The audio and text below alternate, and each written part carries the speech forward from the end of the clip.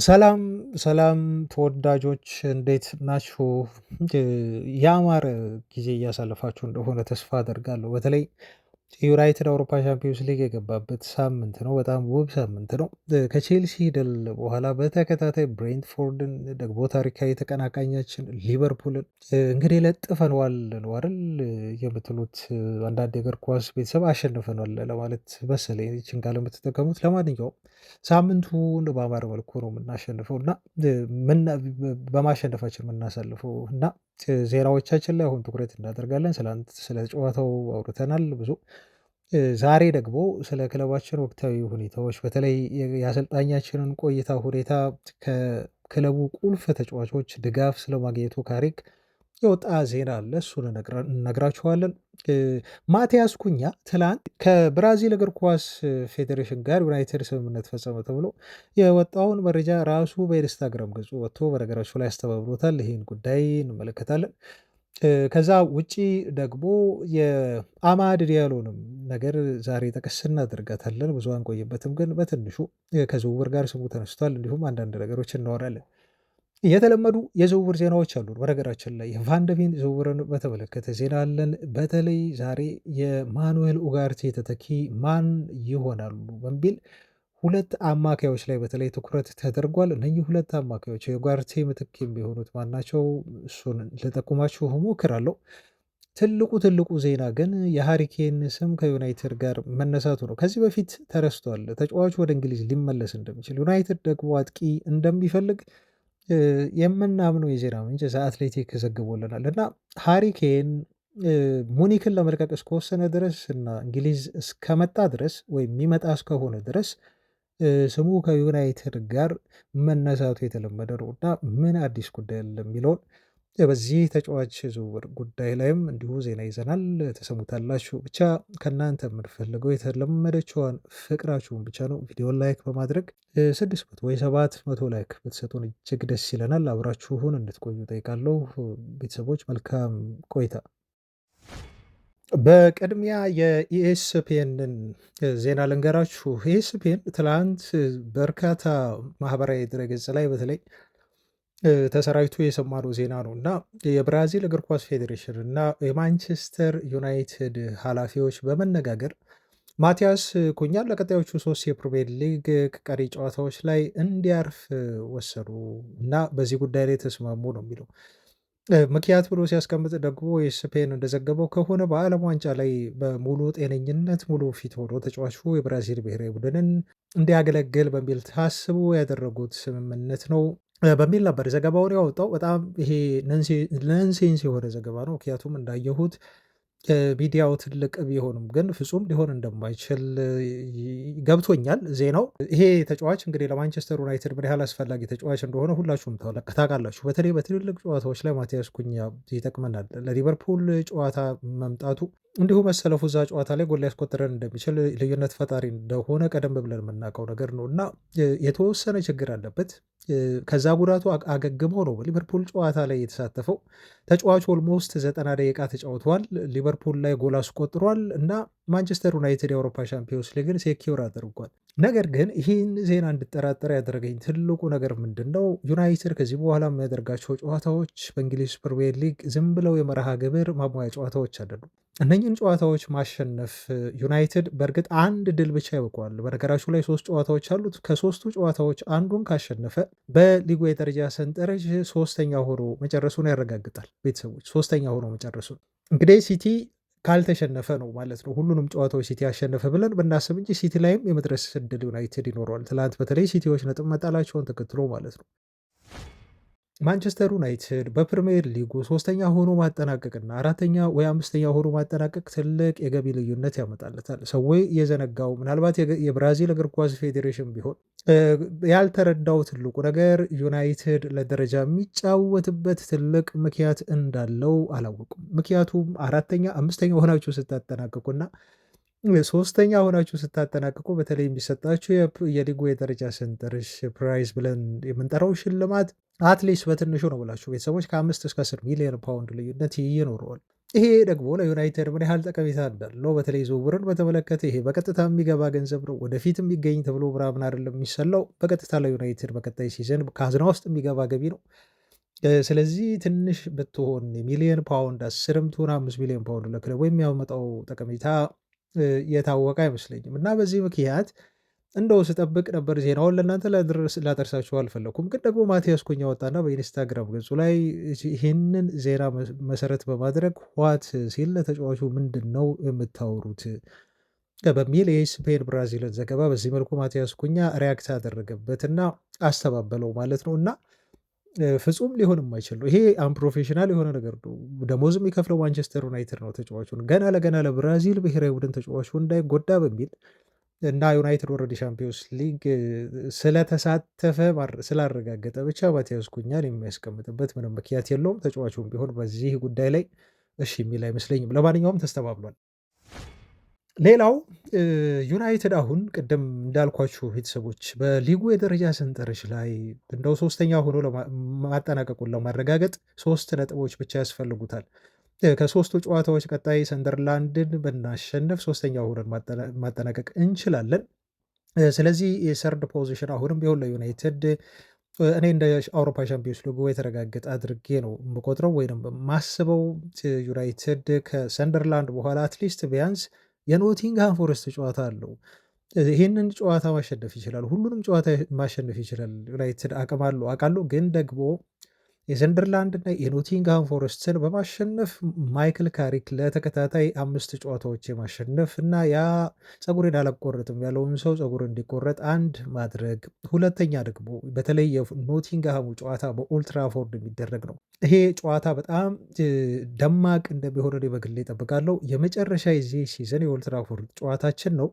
ከዛም በላይ ጨዋታውን እጅግ አስፈላጊ የሚያደርገው የካዛሜሮ የሚሸኝበት ጨዋታ ነው። በነገራችሁ ላይ ቤተሰቦች ላስታውሳችሁ እና በፎረስት ጨዋታ ላይ የዩናይትድ ተጫዋቾች በድል ካዛሜሮ ደመቅ ባለ ፕሮግራም እንደው የማይረሳው ለሚወደው ፍቅር ለሚወደው ባጅ ይህን ያህል ከጉዳት ራሱን ጠብቆ ፍጹም ፕሮፌሽናል ሆኖ ዩናይትድን ወደ አውሮፓ ሻምፒዮንስ ሊግ ያስገባ ታላቅ ጀግና ሌጀንድ የሆነ ተጫዋቻችን ነው። ቤተሰቦች ብዙ በዩናይትድ ማሊያ ባይቆይና ብዙ ባይጫወትም ግን በጥቂት ዓመታት ውስጥ ለዩናይትድ የሰራው ገደል ካዛሚሮ ለደጋፊዎች እንዲወደድ አድርጎታል። ስለዚህ ይህን ጨዋታ ዩናይትድ አሸንፎ ተጫዋቹን በጣም በክብርና ሞቅ ባለ ስነስርዓት መሸኘት ይኖርበታል ማለት ነው እና በእያንዳንዱ ጨዋታ ከዚህ በላይ ዩናይትድ የምንቀልድበት አይደለም እና ሲሪየስ ሆነን የምንጫወትበት ጨዋታ እንደሚሆን ሁላችንም እንጠብቃለን።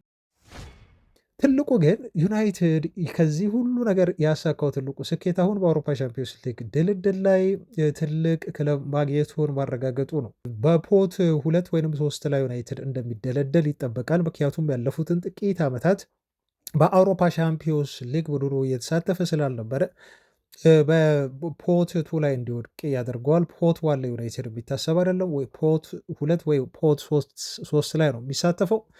በዛ ምክንያት ትልልቅ የአውሮፓ ክለቦችን የማግኘት እድሉ በጣም በጣም ሰፊ ነው ማለት ነው። እንግሊዛዊ ያልሆኑ ክለቦች ለምሳሌ እንደ ባየር ሙኒክ፣ እንደ ፒኤስዤ፣ ሪያል ማድሪድ፣ ባርሴሎና እና እንዲሁም ከጣሊያን ኢንተር ሚላንን ፖት 1 ላይ ብዙ ጊዜ የሚመደቡ ክለቦችን በቀጣይ የአውሮፓ ሻምፒዮንስ ሊግ መርሃ ግብረ ዩናይትድ ያገኛል ማለት ነው። ስለዚህ ብዙ ዩናይትድ ደጋፊዎች የጓጉለትን ሪያል ማድሪድ ቡድን ኦልትራፎርድ ላይ ጋብዞ ሊገጥም ሊጫወት ይችላል። እንዲሁም እጅግ ደመቅ ባለው ድባብ በባየር ሙኒክ አሬና ስቴዲየም ማንቸስተር ዩናይትድ ከባየር ሙኒክ ጋር ሊፋለም ይችላል ማለት ነው በቀጣይ ሲዝን። እነኚህን ትላልቅ ክለቦች የማግኘት እድሉ በጣም ሰፊ እንደሆነ ነው ከመርሃ ግብሩ ጥበቃ መረዳት የምንችለው። ወደ ዜናዎቻችን እንለፍ ቤተሰቦች። ትላንት ብዙ ስለ ጨዋታው ነው ትኩረት ያደረግነው። እንደዚህ አይነት ዜናዎችን በእርግጥ በመጠኑም ቢሆን እንዳያደረስናችሁ እንጂ በስፋት አላደረስናችሁም። የዝውውር ዜናዎችንም በተመለከተ በርካታ መረጃዎች አሉን፣ እንሄድበታለን። ግን የአሰልጣኝ ቅጥርን በተመለከተ አሁን ስለ ማይክል ካሪክ ብዙ የዩናይትድን ስራ ይዛሉ ብለን የምንወያይበት ጊዜ አይመስለኝም ቤተሰቦች። ካሪክ አሁን በክለቡ አመራሮች ምንም እንኳን በትልልቆቹ ጋዜጦች የዩናይትድን ቀጣይ ስራ ለመረከብ ሙሉ ለሙሉ ተረጋግጧል ይሰጡታል ብለው በእርግጠኝነት ባይነግሩንም አሁንም ቢሆን ሲዝኑ ከማለቁ በፊት የዩናይትድ አሰልጣኝ ይፋ ሲደረግ ሌሎች አሰልጣኞች የሚፎካከሩት አሉ እና ክለቡ ትክክለኛውን የሆነ ፕሮሲጀር አካሄድ ይፈጽማል፣ ሌሎችንም አሰልጣኞች ይገመግማል ያያል ብለው ቢዘግቡልንም ግን እኛ ልባችን የሚነግረን ማይክል ካሪክ ቀጣይ ዩናይትድ አሰልጣኝ እንደሚሆን ነው። እሱን አሰልጣኝ አድርጎ አለመቅጠር ቤተሰቦች ልብ በሉ ሁለት አደጋ አለው። አንደኛ ክለቡ ስኬታማ ካልሆነ በተለይ በቀጣይ የሚቀጥረው አሰልጣኝ ላይ ስኬትን የማያመጣ ከሆነ ትልቅ የሆነ የሚዲያና የደጋፊ ተቃውሞ በክለቡ ባለቤቶች፣ አመራሮች ላይ የሚነሳ ይሆናል። ምክንያቱም ደጋፊው ሚዲያውም ቢሆን ማይክል ካሪክ ይህን የመሰለ ውጤት አምጥቶ እንዴት ይህን አሰልጣኝ አድርጋችሁ ሳትቀሩ ቀራችሁ፣ እንዴት እድል አልሰጣችሁም የሚል ትልቅ ወቀሳ የሚቀርብ ነው የሚሆነው በክለቡ ሰዎች ላይ። እሱን ደግሞ አሁን በቋሚ ኃላፊነት የሚቀጥሩ ከሆነ እንግዲህ እና በቀጣይ ሲዝን ደግሞ አሰልጣኙ እንዳሁኑ የማይሳካለት ከሆነ የክለቡ አመራሮችም ላይ ትንሽ አደጋ ጫና ያለው ይመስላል። ሪስክ ያለው ውሳኔ ነው፣ ግን ኦልሬዲ አመራሮቹ ወስነውት ጨርሰዋል። በየትኛውም ሳይድ ቢሆን ቅድም በነገርኳችሁ ሁለት ሳይዶች አመራሮቹ የማይክል ካሪክን የዩናይትድ ዋና አሰልጣኝነት ይፋ በማድረግ እንግዲህ ሪስኩን ለመውሰድ የተዘጋጁ መስሏል። በጣም እንደው የሚያስገርመውና ማይክል ካሪክ የዩናይትድን ስራ ይዛል ብዬ እንዳመን ያደረገኝ ዜናም ትላንት በድጋሚ ወጥቷል። ቤተሰቦች እነ ብሩኖ ፈርናንዴዝ፣ እነ ማቲያስ ኩኛ፣ እነ ሃሪ ማጉዌር ቀጣዩ ማንቸስተር ዩናይትድ አሰልጣኝ ማይክል ካሪክ እንዲሆኑ የቋሚነት ስራ እንዲሰጠው የክለቡ ወሳኝና ቁልፍ የሆኑ ተጫዋቾች አመራሮቹን ጠይቀዋል ተብሎ ተገልጿል። ስለዚህ የዩናይትድ የመሪዎች ግሩፕ የሚባሉ ዋና ዋና ተጫዋቾች ሁሉ ሳይቀር ሲኒየሮቹ ማይክል ካሪክ የዩናይትድ ቋሚ አሰልጣኝ እንዲሆን ይፈልጋሉ ተብሎ የተገለጸው። ማይክል ካሪክ ኦፍኮርስ ሁሉንም ተጫዋቾች ያስደስታሉ ማለት አይደለም። አንዳንድ ስማቸውን ማልጠቅስ በእሱ አሰልጣኝነት ስር እንዲሁ ትንሽ ቅሬታ ያላቸው ተጫዋቾች ያሉ ይመስለኛል። ግን አብዛኛው የማንቸስተር ዩናይትድ ተጫዋቾች ከታዳጊዎቹ ጀምሮ የካሪክ ቅጥር ደጋፊ እንደሆኑ ነው ትላንት የምናምናቸው ጋዜጦች የዘገቡት። ውጤቱ አይዋሽም። ማይክል ካሪክ ትላንት እንዳልነው ቤተሰቦች 17 ጨዋታዎችን በዩናይትድ የጊዜያዊ አሰልጣኝነት ማለት ነው በሆነ ወቅት አንድ የሰርቶ ነበር ካስታወሳችሁ 3 ጨዋታዎችን እንዲሁ አድርጓል። እነሱን 3 ጨዋታዎች ጨምረን ነው 17 ጨዋታዎች ያልኩት። ከነኛ 17 ጨዋታዎች ውስጥ 12ቱን አሸንፈዋል፣ 3ቱን አቻ ወጥቶ 2ቱን ብቻ ነው የተሸነፈው እና ውጤት አይዋሽም። በዚህ መልኩ ካሪክን ልታገሉት እና ዩናይትድ አሰልጣኝ ልትሆን አትችልም ልትሉት አትችሉም። ከዛ ውጭ ከትልልቅ ክለቦች ጋር ያስመዘገበውን ውጤት ስናይ ለምሳሌ አሁን ከአሞሪም ጋር እናነጻጽረው። አሞሪም በአርሰናል 2-0 ተሸንፈዋል። በቶተንሃም 2 ጊዜ ነው 1-0 የተሸነፈው። እንዲሁም በቼልሲ 1-0 ተሸንፈዋል። በአርሰናል 1-0 ተሸንፈዋል። በማንቸስተር ሲቲ 3-0 በሆነ ውጤት ኢታሃር ላይ ተሸንፈዋል። ይሄ የአሞሪም ውጤት ነበር ከትልልቅ ቡድኖች ጋር ስንጫወት። በማይክል ካሪክ ስርስ የሚገርም አስደናቂ የሆነ ውጤት ነው የተመዘገበው። ሲቲን 2-0 አሸንፍን፣ ሊቨርፑልን 2-1 አሸንፍን፣ ቼልሲን 2-1 አሸንፍን፣ አርሰናልን ሁሉ 3-2 በሆነ ውጤት ማሸነፍ ቻለን። አዌ ነው በተለይ በጣም ጣፋጭ ድል ነው። እንዲሁም ሊቨርፑልን ደግሞ በቅርቡ 3-2 በሆነ ውጤት አሸንፍን ማለት ነው። ታዲያ ማይክል ካሪክ ትልልቅ ቡድኖች መድኃኒቴ መሆኑን ከዚህ በላይ ምን ማረጋገጫ መስጠት ይቻላል? ቤተሰቦቻችን ከዛ ውጪ ማይክል ካሪክ ከተቀጠረ በተለይ ከባለፈው ጃንዋሪ ወር በኋላ የፕሪሚየር ሊጉን የደረጃ ሰንጠረዥ ስናይ ዩናይትድ የሊጉ አናት ላይ የሚቀመጥ ቡድን ይሆናል። ቤተሰቦቻችን 32 ነጥብ ሰብስቧል። በጣም የሚያስገርም ነው። አርሰናል 27 ነጥብ ነው የሰበሰበው። የ5 ነጥብ ልዩነት አለ። በነገራችሁ ላይ እንደው ሊጉ ልክ ካሪክ እንደተቀጠረ ይታይ ቢባል ኖሮ ዩናይትድ ይሄን ሊጉ መሪ ነው፣ ያውም አርሰናልን በ5 ነጥቦች ልዩነት እየመራ። ማንቸስተር ሲቲ 27 ነጥብ ሰብስቦ ሲቲንም በ5 ነጥብ ልዩነት ይመራል። በርንመዝ 26 ሰብስቦ ሊቨርፑል 23 ነጥብ ብቻ ነው የሰበሰበው። ይሄ ማለት ዩናይትድ ከሊቨርፑል በላይ 9 ነጥብ ሰብስቧል፣ ካሪክ አሰልጣኝ አድርጎት ከሾመው በኋላ ማለት ነው። እና ማይክል ካሪክን እውነት ለመናገር እነኚህን ቁጥሮች እነኚህን ስታቶች ስናይ የዩናይትድ ቀጣይ አሰልጣኝ ሳያደርጉ እሱን መዝለል ትልቅ ትልቅ የሆነ ጥፋት እንደሆነ ነው ማለት ነው የሚታሰበው እና ከባድ የሆነ ኃላፊነት ነው የሚሰጡት። ኦፍኮርስ እናውቃለን፣ ዩናይትዶች አማራጭ የላቸውም እናውቃለን። ለዛም ነው የካሪክን አሰልጣኝነት ቅጥር የምንደግፈው። ምክንያቱም ከትልልቆቹ አሰልጣኞች ውጭ ለምሳሌ እንደ ሉዊስ ሄንሪኬ፣ ጁሊያን ደግሊስ ማለት ዩናይትድ ማግኘት የማይችል ከሆነ ካሪክን ቋሚ አሰልጣኝ አድርጎ መቅጠር ያለው ብቸኛ አማራጭ ነው የሚመስለው። አሁን ያ ሊሆን የተቃረበ ነው እየመሰለ ያለው። ወደ ዜናዎቻችን እንደለፍ ቤተሰቦች፣ ይህንን ቪዲዮ ላይክ ማድረጋችሁን ግን ሁላችሁም እንዳትረሱ። ቪዲዮን ላይክ እያደረጋችሁ እስከ መጨረሻው አብራችሁኝ እንድትቆዩ ላቅ ባለ አክብሮት ጋብዛለሁ። የመጀመሪያ ዜና የሚሆነው የአማድ ዲያሎ ጉዳይ ነው እና አማድ አሁን ስሙ ከሰንደርላንድ ጋር ተነስቷል። ሰንደርላንድ ከሻምፒዮንሺፑ እንደው በፕሌይኦፍ ለፕሪሚየር ሊጉ የሚበቁ ከሆነ ይህን ተጫዋች ወደ ክለቡ ለመመለስ ሙከራ ያደርጋሉ ተብሏል። በሆነ ወቅት አማድ በጣም ምርጥ ፐርፎርማንስ ያሳየበት ክለብ ነው ሰንደርላንድ በውሰት ከዩናይትድ ተሰጥቶ እዛ ያሉት ደጋፊዎች ቀላል የሚባሉ አይደለም። በጣም በፍቅር ነው አማድን የሚወዱት የሰንደርላንድ ደጋፊዎች ታውቃላችሁ። እና የክለቡ አመራሮች አሁን በፕሌይኦፍ እንግዲህ የሚመጡ ከሆነ ወደ ፕሪሚየር ሊግ የሚመጡ ከሆነ ከፍተኛ ገንዘብ ያገኛሉ ታውቃላችሁ። ስለዚህ ለአማድ የሚሆን የዝውውር ገንዘብ ከዛ ላይ 50 ሚሊዮን ፓውንድ አዘጋጅተው ዩናይትድን ለመፈተን ተዘጋጅተዋል ተብሎ ተገልጿል። እኔ ዜናውን ብዙ እንግዲህ የምቀበለው ዜና አይደለም። ምክንያቱም አማድን ከዩናይትድ መንጠቅ ልክ ዳይመንድን ከዩናይትድ እንደመመንተፍ አድርጌ ነው የምቆጥረው። አማድ ፍጹም ጥሩ ብቃት ላይ ላይሆን ይችላል፣ ግን በዩናይትድ ቤት የሚነካ ተጫዋች አይደለም። በጣም ጠቃሚ እና ወሳኝ የቡድናችን ተጫዋች ይመስለኛል። ቡድኑን ማጠናከር እንጂ አማድን መልቀቅ ዩናይትድን በቀጣይ የዋንጫ ተፎካካሪ ቡድን ሊያደርገው አይችልም። በዚህ ምክንያት ዝውውሩ እውን ይሆናል ብዬ እዚህ ጋር አልጠበቅም። ግን ቤተሰቦች የወላችሁ አሁን እኔ በጣም የማደንቀው ነገር ምንድን ነው? ስለ ካሪክ እንዲሁ ሳወራ ካሪክ ካሉት በጣም ጠንካራ ጎኖች መካከል አንዱ በተለይ በጨዋታ ላይ አንዳንድ ተጫዋቾቻችን ጥሩ በማይሆን ሰዓት የሚሰጣቸው እንክብካቤ ነው። አማድ እንደው ዩናይትድን ዋጋ ሊያስከፍል የሚችል ትልቅ ስህተት ሰርቶ ነበር በሊቨርፑል ጨዋታ። ግን ጨዋታው ከተጠናቀቀ በኋላ አማድን ለማጽናናት እነ ማቲያስ ኩኛ ወይ ደግሞ እንደው እንደነ ካዛሜሮ አይነት ተጫዋቾች እስኪያጽናኑት እና እነሱ ብቻ አጽናኝ ሆኖ እንዲሁ አልቀረቡም። ተጫዋቹን ለመቅረብ ለማውራት ጨዋታው ከተጠናቀቀ በኋላ በተለይ ማይክል ካሪክ የሚቀርበው የለም እና ተጫዋቾችን በማቀፍ በተለይ ታዳጊዎች በተለይ ስህተት የሚሰሩ ተጫዋቾችን ለይቶ በመሄድ ንግግር በማድረግ ፍቅር በመስጠት ካሪክ ይህን ስህተት እንዲረሱ ምንም ማለት እንዳልሆነ ስህተቱ እንዲሰማቸው እንዳይሰማቸው በማድረግ ትልቅ ኮኔክሽን የፈጠረ አሰልጣኝ ነው እና ይሄ ምንድን ነው የምለው ሆነ ተጫዋቾችን የሚይዝበት መንገድ እስቲ እያንዳንዱ ጨዋታዎች ዩናይትድ ድል ካደረገ በኋላ የሚያወራበትን መንገድ ተመልከቱ። ከማቲያስ ኩኛ ጋር የሚያወራበት መንገድ፣ ከብሩኖ ፈርናንዴስ ጋር፣ ከካዛሚሮ ጋር አክፏቸው ልክ እንደ ጓደኛ የሚያወራበት መንገድ የእያንዳንዱን ተጫዋች አያያዝ እንደሚያውቅበት ነው ማይክል ካሪክ ይሄ የሚጠቁመኝ የሚነግረኝ ማለት ነው እና አማድ ዲያሎ አሁን በጣም የስሜቱ ዝቅተኛ ደረጃ ላይ ይገኛል። ይሄን ለምን እንዳልኳቸው ልንገራቸው ቤተሰቦች። ትላንት ጨዋታው ከተጠናቀቀ በኋላ ዩናይትድ ድል አድርጓል።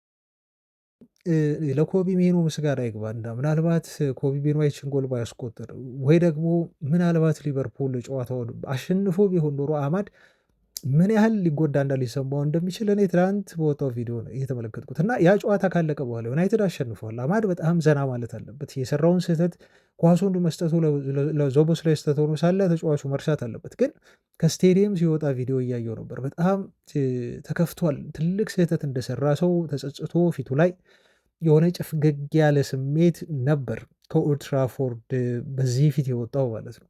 ሜዳ ላይ ደጋፊዎችን ይቅርታ ሲጠይቅ ነበር። ልጁ ትንሽ ስህተት በሰራ ቁጥር ራሱን የመውቀስና ይበልጥ በኮንፊደንሱን እየተፈታተነው ያለበት ሁኔታ እንዳለ ነው በግሌ የተረዳሁት ከዛ ቪዲዮ ማለት ነው ቤተሰቦች። እና ይሄ ልጅ ድጋፍ ነው አሁን የሚፈልገው። ማይክል ካሪክ ከጎኑ ስላለ አማድ በጣም እድለኛ ነው። ምክንያቱም በጥፋቱ በስህተቱ ምክንያት የሚጮሁበት የቡድን አጋሮች የሉትም። ሁሉም አማድ ተራ ነገር እንደሆነ ስህተት እንደሚፈጽም ሰው ስለሆነ ተጫዋች ስለሆነ ያለ ነገር እንደሆነ በዚህ መልኩ ትሪት እያደረጉት ነው። ግን እሱ አሁን በጣም መጠንከር ሜንታሊ በተለይ በጣም ራሱን ማጠናከር ያለበት ሞመንት ይመስለኛል። ለማንኛውም ይሄ ዜና ወደ ሰንደርላንድ የሚባለው እንደ ሩመር ወስደዋለሁ። ሰንደርላንዶች ሊመኙት ይችላሉ። ተጫዋች አትመኙ፣ ዩናይትድን አትግዙ፣ አትበጅቱ ማለት አንችልም። ግን የሚሆን ዝውውር እንዲሁ አይመስልም። ሌላው ከዝውውር ጋር በተያያዘ የተከላካይ መስመር ዜና ነው አሁን የምነግራችሁና የቫንደቢክን ዝውውር በተመለከተ ኮት ኦፍሳይድ ያወጣው ዜና ነው። በጣም አጠር ያለች ነች፣ እሷን ልንገራችሁ። ይህ ተጫዋች በቀጣይ ለሚፈረምበት ክለብ ሳምንታዊ 200,000 ፓውንድ ደሞዝ ጠየቀ የሚል ዜና ወጥቷል። እንግዲህ ቶተንሃም ተጫዋቹን የሚሸጠው ነው የሚመስለው። በተለይ በሊጉ አሁን የመቆየት እድል አላቸው። ኦፍኮርስ በሊጉ የሚወርዱ ከሆነ ከዌስትሃም ዩናይትድ ጋር እየተፎካከሩ ነው ላለመውረድ በሚደረገው ጥረት ማለት ነው። ግን ቶተንሃሞች ምንም እንኳን በሊጉ ሊቆዩ ቢችሉም ቫንደቢክን ለማቆየት ግን ሊቸገሩ እንደሚችሉ ነው ብዙ ፈላጊ ክለቦች ስላሉት ተጫዋቹ እየተመለከትን ያለ ነው። ሊቨርፑል ይፈልገዋል ከዩናይትድ ውጭ። ዩናይትድ ዋነኛ የሆላንዳዊ ተከላካይ ፈላጊ ነው። የ23 ዓመቱን የተከላካይ መስመር ተጫዋች ለማስፈረም ከ60 እስከ 80 ሚሊዮን ፓውንድ ድረስ በቶተንሃም ይጠየቃል ተብሏል።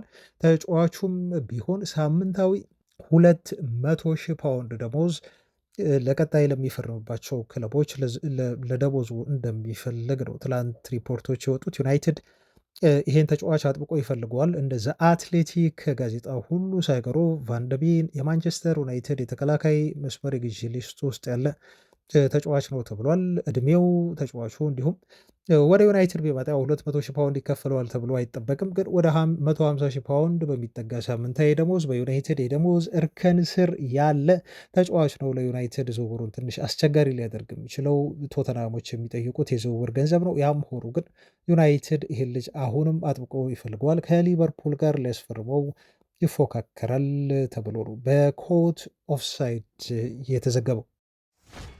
እንቀጥል ቤተሰቦች፣ አሁንም በርከት ያሉ ዜናዎች እጃችን ላይ ይገኛሉ። እነሱን እንዲሁ ላድረሳችሁ። እጅግ የሚታመኑ የዜና ምንጮች ትላንት ዩናይትድን በተመለከተ እና እንዲሁም ዛሬ እስከ ምሳ ሰዓት ድረስ ከማንቸስተር ዩናይትድ ጋር የተያዙ በርከት ያሉ ዜናዎችን አውጥተዋል። በተለይ ከዝውውር ጋር በተያያዘ አሁን የምነግራችሁ ዜና የፉቲ ኢንሳይደር ዜና ነው። ዩናይትድ አጥቂ እንደሚፈልግ እናውቃለን። ለቤንጃሚን ሼሽኮ እንደዚሁ ረዳት የሚሆን በጣም ልምድ ያለው አጥቂ እንደሚያስፈርሙ በዛ አትሌቲክ ጋዜጣም እንዲሁ ተገልጾልናል። ስለዚህ አሁን ለመገመትም ይሄ ተጫዋች ወደ ዩናይትድ ይመጣል ብሎ ለማውራትም ለጋዜጦች የተመቸ ይመስለኛል። ስለዚህ ብዙ ስሞችን እንሰማለን። አሁን ሼሽኮ በነገራችሁ ላይ ጉዳት ደርሶበታል። መጠነኛ የሆነ ጉዳት ነበረበት።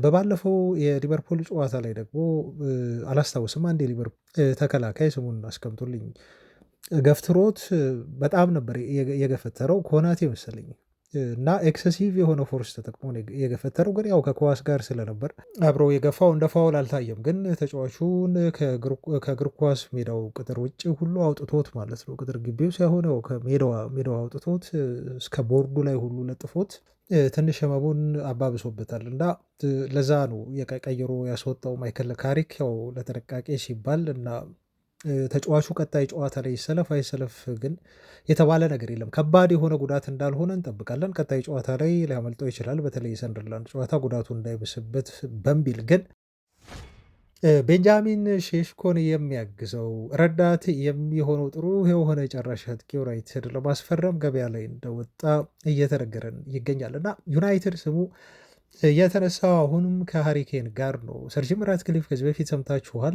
ተጫዋቹን በጣም እንደሚያደንቁት እንደሚወዱት፣ ወደ ማንቸስተር ዩናይትድ እንዲመጣ እንደሚፈልጉ በጋዜጦች ተዘግቦ ሰምተናል፣ ተመልክተናል። በወቅቱ አሁንም ይሄ ፍላጎታቸው እንዳለ ነው ተብሎ ተገልጿል። ከዚህ በፊት ሌቫንዶቭስኪ ሲወራ ነበር ባርሴሎና ግን አሁን ሌቫንዶቭስኪ ምናልባት ወደ ሳውዲ አረቢያ ያመራል የሚሉ ዘገባዎች እየወጡ ነው የሚገኙት እና ዩናይትድ ትንሽ አሁንም ቢሆን በአውሮፓ ትላልቅ መድረኮች ተጫውቶ ያሳለፈ በቂ የሆነ ጎል ማስቆጠር ልምድ ያለው አጥቂ ነው የሚፈልገው። የአውሮፓ ሻምፒዮንስ ሊግ ትኬት መቁረጡን ተከትሎ ተብሎ ተገልጿል።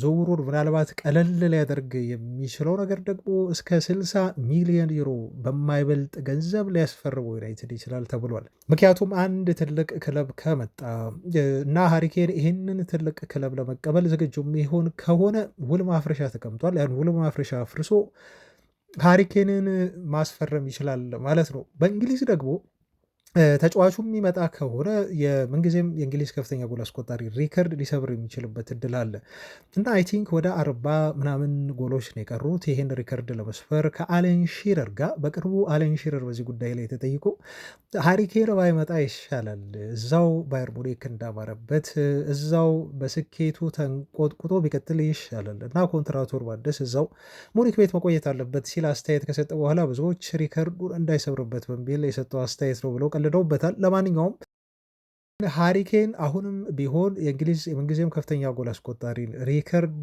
የመስበር ፍላጎት አለው። ይህን ህልሙን ለማሳካት ሲል ደግሞ በእንግሊዝ መጥቶ ለቀጣዮቹ 2 ወይ 3 ዓመታት ተመልሶ የመጫወት ፍላጎት አለው የሚል ዘገባ ወጥቷል ማለት ነው። እና ባየር ሙኒኮች በሁኔታው ሪላክስድ ናቸው። ሃሪኬን አዲስ ኮንትራት ይፈርማል ብለው ይጠብቃሉ።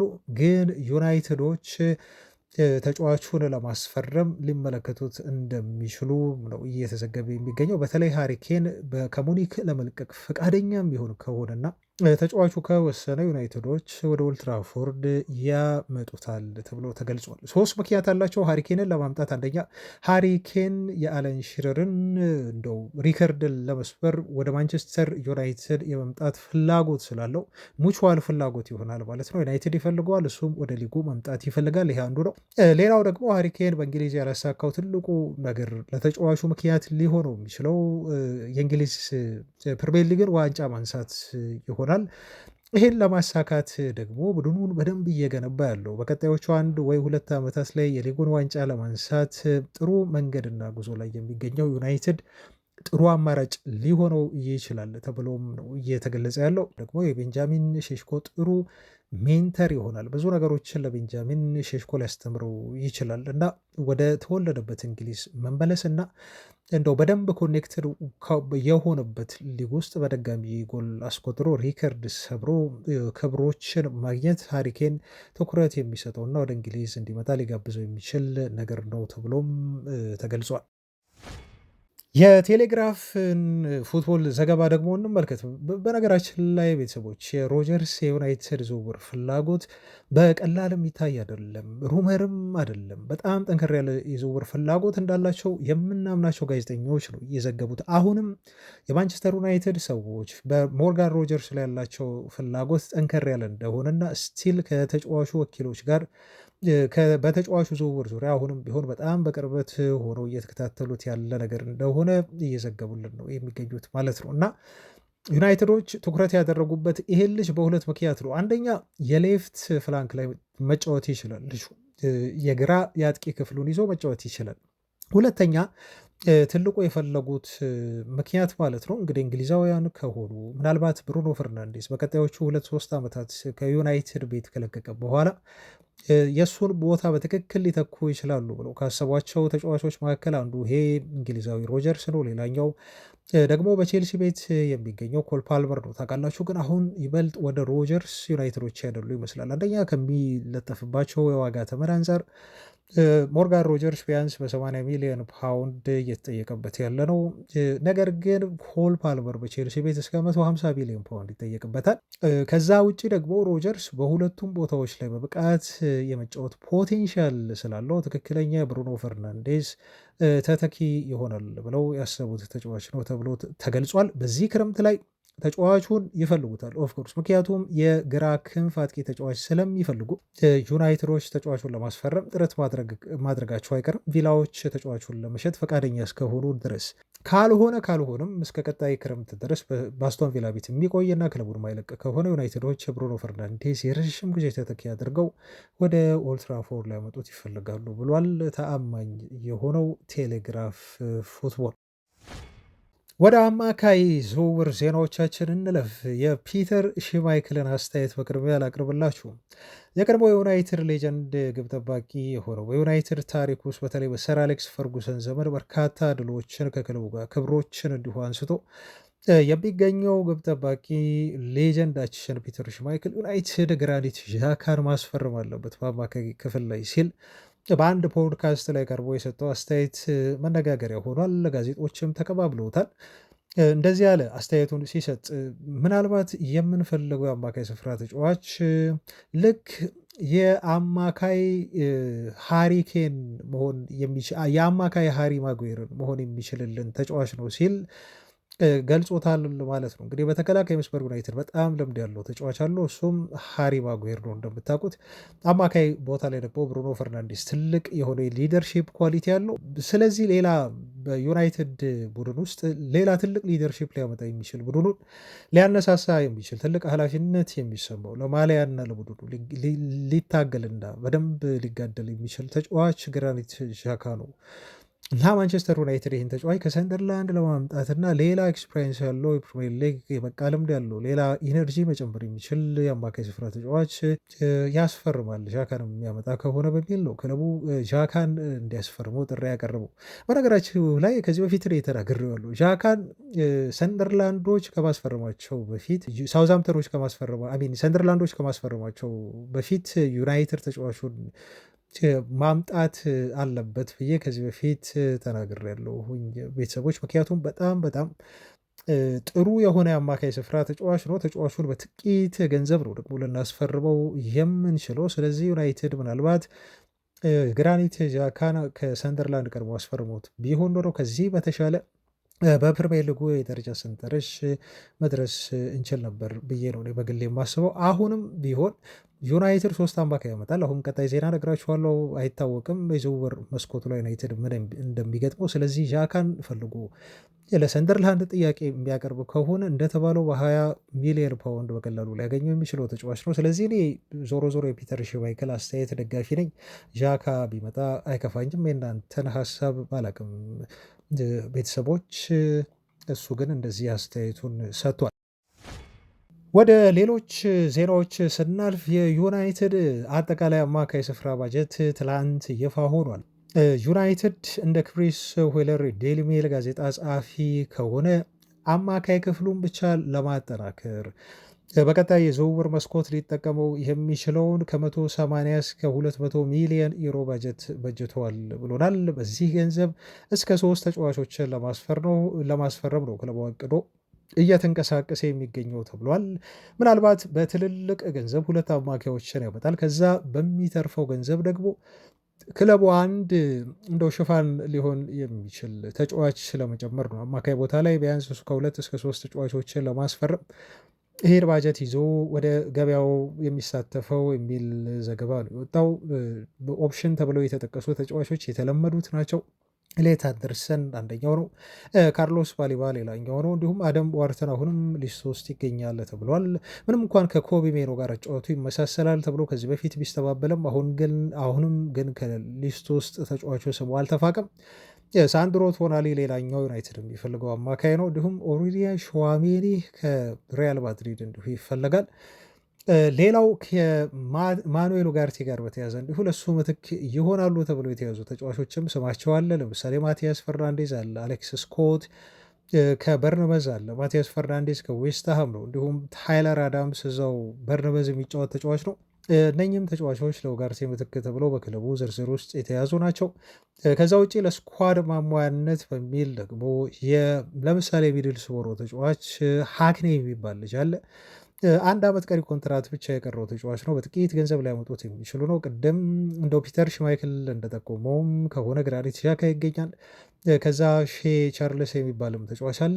ብቻ ይህንን ባጀት በደንብ አድርገው በማመጣጠን ቢያንስ ዩናይትዶች 3 አማካዮችን ለማስፈረም በቀጣይ ክረምት ላይ ወደ ገበያ እንደሚወጡ ነው ከወዲሁ እየተረጋገጠ የሚገኘው። እዚህ ጋር የሳሙኤል ሉካርስትን መረጃ ልንገራችሁ። ሳሙኤል ሉካርስት ትላንት ባወጣው ዜና መሰረት ካሳሜሮን ለመተካት ክለቡ ከወዲሁ ትልቅ የሆነ ስራ ጀምሯል እና ያን ስራውን እየከወነ ይገኛል ብሎ ዘገባ ይዞ ወጥቷል። ክለቡ በትልቅ ቅድም ከነገርኳቸው የዝውውር ገንዘብ ውስጥ ትልቁን ባጀት የሚጠቀመው ለካሳሜሮ ምትክ እንደሆነና ከፍተኛ ገንዘብ ሊያወጣ እንደሚችል ካሳሜሮን ለመተካት ትልቅ የሆነ ኤሌት ዝውውር ወደ ዩናይትድ እንደሚኖር ያም ኢሌት አንደርሰን እንደሚሆን ብዙዎቻችን እየጠበቅን እየገምትን ነው የምንገኘው። እና ምንድነው ያስገረመኝ መሰላችሁ? እንደው ወደ ዜናው እመለስበታለሁ። ከትላንት በስቲያ ጨዋታው ካለቀ በኋላ በኦልትራፎርድ ያሉ የተወሰኑ የዩናይትድ ደጋፊዎች ለካሳሜሮ ቤተሰቦች ብዙ ጊዜ አይታችሁት ከሆነ ልብ ብላችሁ በኦልትራፎርድ ይሄ የተጫዋቾች ቤተሰቦች የሚቀመጡበትና ጨዋታ የሚከታተሉበት ትንንሽ ሩሞች አሉ። እነኛ ሩሞች ውስጥ ከላይ ነው ያሉት እነሱ ጫፍ ላይ ስቴዲየሙ የተጫዋቾች ቤተሰቦች ደግሞ ይገኛሉ ሁል ጊዜ እና እነኚህ የተጫዋቾች ቤተሰቦች ከትላንት በስቲያ በተገኙበት ቦታ ላይ የካሳሜሮ ሚስት አለች፣ ልጇ አለች። ከዛ የካሳሜሮ አባት የሚመስል አክቹዋሊ ቼክ አላደረኩትም፣ ግን ደማቸው ፊታቸው የሆነ የመመሳሰል ባህሪ ያለው የካሳሜሮ ውስጥ ፕሮባብሊ አባቱ ነው የሚሆነው። ከዛም ወኪሉ አብሯቸው ያለ ነው የሚመስለኝ፣ አብሮ ያለ ወኪል ነገር ነው እዛው እና የዩናይትድ ደጋፊዎች ጨዋታው ተጠናቆ ተጫዋቾቻችን ካሳሜሮ ሁሉ ወደ መልበሻ ክፍል ቤት ውስጥ ገብተው ግን እነሱ መዘመራቸውን አላቆሙም። ፊታቸውን ለሜዳው ጀርባቸውን ሰጥተው ፊታቸውን ወደ ካሳሜሮ ቤተሰቦች ላይ አድርገው እንደዚህ ሲሉ ይዘምራሉ። ዋን ሞር ይር ካሳሜሮ፣ ዋን ሞር ይር ካሳሜሮ እያሉ በኦልድ ትራፎርድ በጣም የታወቀውን ፌመስ የሆነውን ዝማሬ ይዘምራሉ። ይህን ሲዘምሩ ታዲያ የካሳሜሮ ባለቤት የካሳሜሮ ልጅ የካሳሜሮ ሞስት ፕሮባብሊ አባቱ እነሱም አብሯቸው ይዘምራሉ፣ ይጨፍራሉ ማለት ነው። አብዛኛው ተጫዋቾች በቃ ኦልሬዲ ወጥተዋል። ስቴዲየሙ ባዶ ነው። ግን እነኛ ተጫዋቾች ብቻ እነኛ ደጋፊዎች ብቻ ቀርተው ፋሚሊውም እዛው ቀርቶ ነው የሚዘምሩላቸው። ከዛ የካሳሜሮ ሴት ልጅ ደግሞ አለች፣ ታለቅሳለች። እሷ እንበዋ መቶ ፊቷን ስትጠርግ ነው የሚያሳየው ቪዲዮ ላይ ማለት ነው። እና አባትየው ደግሞ እዛው አጠገባቸው ያለውን አንድን ሰው ይጠቁማሉ። ወኪሉ ይመስለኛል ያልኳቸው በዛ ምክንያት ነው። እና እሱን ጠይቁት፣ እሱ ነው ሊያደርግ የሚችለው ብለው ጣታቸውን እየጠቆሙ እዛ ሰው ያመለክታሉ ለደጋፊዎች ማለት ነው። እና እኔ በጣም ያስገረመኝ ነገር እኔ በዚህ ደረጃ ነው ዩናይትድ ደጋፊዎች ካሳሜሮን የወደዱት ብዬ እንድታዘብ አድርጎኛል። ሜዳ ላይ ሲዘምሩለት እሱም የተለየ ፍቅር ሲሰጣቸው እንዲሁ ተመልክቻለሁ። ስቴዲየሙ ሙሉ ሆኖ ግን ደግሞ አብዛኛው ደጋፊ ወጥቶ እዛው የካሳሜሮ ቤተሰቦች የተቀመጡበት ከላይ ያለ መቀመጫ ቦታ ላይ ያሉ ደጋፊዎች ቀርተው እንደዚህ በዚህ መልኩ ፍቅር ለቤተሰቡ መስጠታቸው፣ ልጁ በዛ መልኩ ማልቀሷ በጣም ስሜታዊ ነው ያደረገኝ እና ካሳሜሮ በጣም እየተወደደ በዩናይትድ ደጋፊዎች በጣም እየተወደደ ከዩናይትድን የሚለቅ ተጫዋች ይመስለኛል። እኔ በዚህ ደረጃ ላየው ብዙ ተጫዋቾች ዩናይትድን ሲለቁ አይቻለሁ። በነገራችሁ ላይ በጣም ብዙ ተጫዋቾች፣ በካዛሜሮ ደረጃ ግን ፍቅር የተሰጠው እኔ ተጫዋች በታሪክ ተመልክቼ አላውቅም። በነገራችሁ ላይ በጣም ትልልቅ ተጫዋቾች ለቀዋል እኮ ከዩናይትድ እነ ክርስቲያኖ ሮናልዶ ለቀዋል። እንደው ይለቃሉ ብለን የማናስባቸው ያልጠበቅናቸው በጣም ከውስጣችን የማይወጡ የሚያስቆጩን ዝውውሮች ለማለት ነው። እንደ ዴቪድ ቤካም ከዩናይትድ እንዲሁ ለቀው ለሪያል ማድሪድ እሱም ተጫውተዋል። በተመሳሳይ እነኛውን ትልልቅ ዝውውሮች ናቸው ከዩናይትድ የለቀቁ ግን በዚህ ደረጃ በፍቅር አይደለም የተሸኙት። እንደምታውቁት ይልቅ ከፍቅር ይልቅ በጥላቻና ክለቡ እንዴት ትለቃላችሁ በሚል ከደጋፊዎች ጋር በመቃረን ነው ክለቡ ጋር የተለያዩት እና ካሳሜሮ በጣም በአጭር ዓመት ውስጥ ለማንቸስተር ዩናይትድ በሰጠው ግልጋሎት ደጋፊዎች ኦቨር እንደወደዱት የሚያሳይ ትክክለኛ ቪዲዮ ስለሆነ በጣም ስላስገረመኝ ነው እንደው ይሄን ላንሳው ብዬ ነው። ለማንኛውም ግን አሁን ትልቁ ትኩረታችን የሚሆነው የካሳሜሮ ጉዳይ አይደለም፣ የሞተ ነው። በቃ ተጫዋቹ ወርድ ያልቋል፣ ይለቃል። ይሄን አረጋግጦልናል። በፍጹም በማንቸስተር ዩናይትድ ቤት እንደው ለተጨማሪ 1 ዓመት ወይ 2 ዓመት እንዲቆይ ብንፈልግም ግን የማይሆን ነገር ነው። ደሞዙ በተለይ ይሄ እውን እንዳይሆን አድርጎታል። 350 ሺህ ፓውንድ በሳምንት ዩናይትድ ሊከፍለው በፍጹም አይችልም። ስለዚህ በጋራ የተስማሙት ነገር ነው፣ የምንመልሰው ነገር አይደለም ማለት ነው። አሁን ትልቁ ነገር ካሳሜሮን ማን ይተካዋል የሚለው ላይ ክለቡ ትኩረት ማድረጉ ነው። ግን ከዛ ውጭ ደግሞ ኡጋርቴንስ ማን ነው የሚተካልን የሚለው ትልቁ ክለቡ ከጀርባ እየሰራው ያለ ስራ ነው።